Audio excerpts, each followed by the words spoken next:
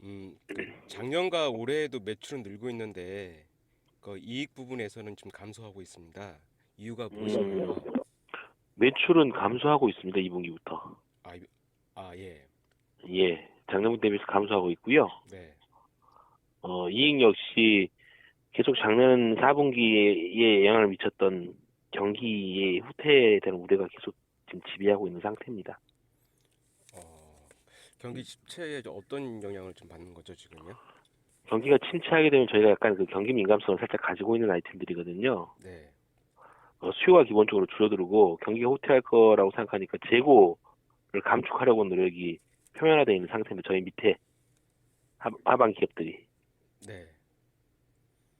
그래서 음, 재고 자체도 줄어들려고 하다 보니 기본적으로 수요 자체가 굉장히 약한 상태입니다.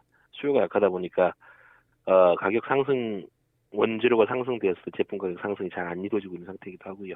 네. 그럼 뭐 미중 무역 정쟁도 좀 원인이 좀 되는 건가요? 그렇습니다. 전 세계적인 경기에 대한 우려는 뭐 가장 큰 요인이 그거하고 브렉시트니까. 네네. 그러면 저기 중국 같은 경우에도 자체 인프라 투자를 좀 늘리려고 하고 있는 것 같은데 거기에도 네. 좀 저기 별로 영향을 못 받는 저희는 건가요? 중국 쪽으로는 많이 수출하지 않고 있습니다. 중국은 자체적으로 워낙 큰 시장과 워낙 큰 공급량을 가지고 있기 때문에 네. 전 세계 시장과는 상당히 동떨어진 움직임을 보일 경우가 많고 현실적으로 저희가 들어가면서 증시세까지 내게 되면 가격 경쟁력에서는 중국 로컬 기업하고 상대하기 어렵습니다. 저희 아이템으로는. 그래요? 네. 그러면 저 중국 자회사가 두 곳이 있잖아요. 그럼 그쪽도 실적이 좀 개선이 좀 나아지고 있는 게 아닌가요, 그러면? 중국 저희 자회사는 한 군데밖에 없고요. 네. 그, 뭐 나머지 거는 판매 기업이 영업 기업이다 보니 뭐 크게 중요한 부분은 아니고 영파라고 하는 그 예경 잉보라고 되어 있는 부분이 저희가 진짜로 생산 설비를 가지고 있는 회사인데 네. 거기는 조금 나아지고는 있습니다. 한 몇 년 전부터는, 몇 년 전은 꽤 안 좋은 걸로 알고 있었거든요. 네, 그래서 원래 많이 좋아지고 있는 예전에 비해서는 많이 좋아진 상태입니다. 앞으로 그러면 실적 개선 대폭적으로 좀 성장할 수 있는 거는 좀 더 몇 년을 더 지켜봐야 되는 건가요? 아무래도 저희가 기본적으로 잘 아시다시피 화학산업은 큰 그 호황기와 불황기가 번갈아 오는 사이클이 그리지 않습니까? 예. 2016년, 2017년은 저희가 대호황기였고요. 네. 지금 기본적으로 다운 사이클, 불황기로 나아가고 있는 시점이기 때문에 그 시점이 언제 바닥인지 확인하고 나서 다시 올라올 때까지는 좀 시간이 걸릴 것으로 보입니다. 그래요.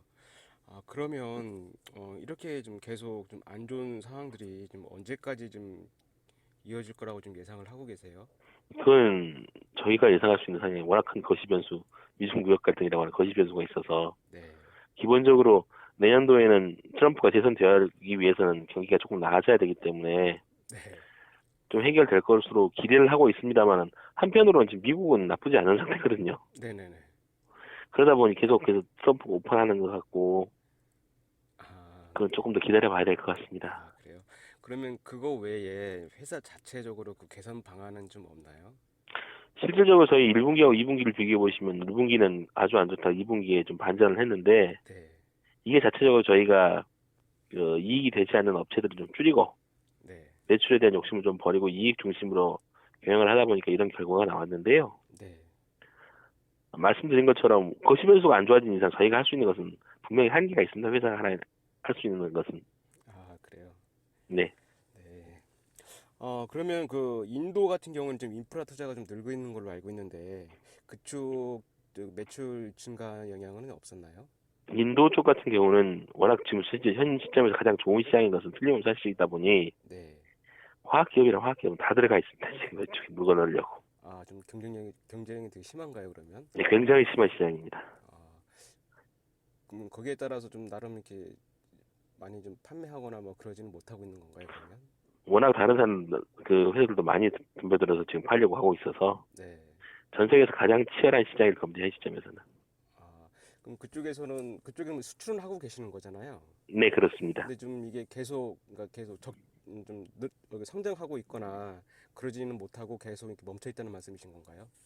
원래 좋았다가 이제는 경쟁이 좀 치열해져가지고 저희가 고전하고 있는 상태입니다.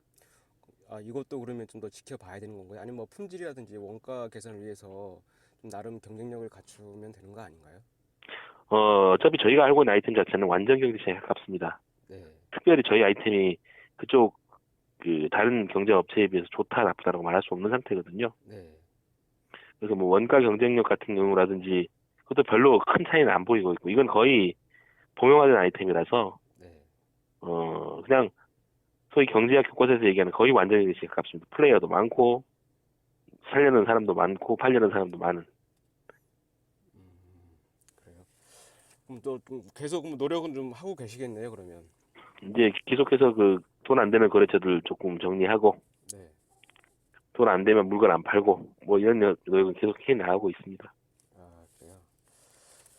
일단